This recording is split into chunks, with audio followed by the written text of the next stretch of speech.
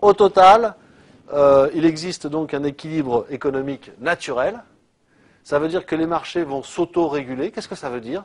Eh bien, ça veut dire que les agents économiques qui prennent des décisions séparément, ils se retrouvent sur un marché. S'ils n'ont pas pris les bonnes décisions, eh bien, ils vont être éliminés du marché. Prenons un exemple. Un entrepreneur a décidé de fabriquer un bien qui ne correspond pas aux besoins de ses contemporains.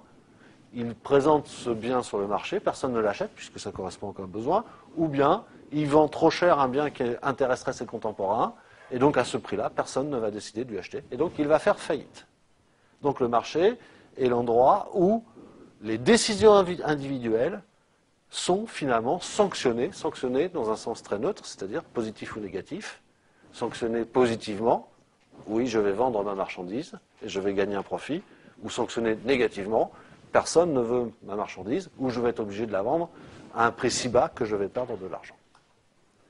Donc, le marché est l'endroit de confrontation du bien fondé, de la justesse des décisions individuelles.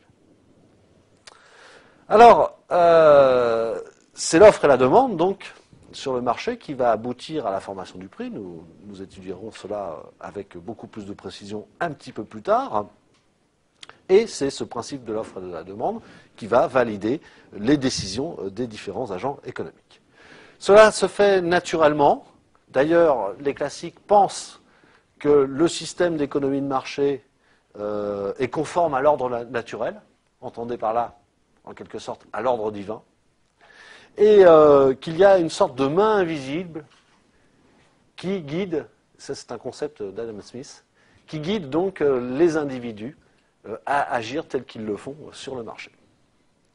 Donc, si les conditions de la concurrence sont bien respectées, eh bien, ce système aboutit toujours à l'équilibre.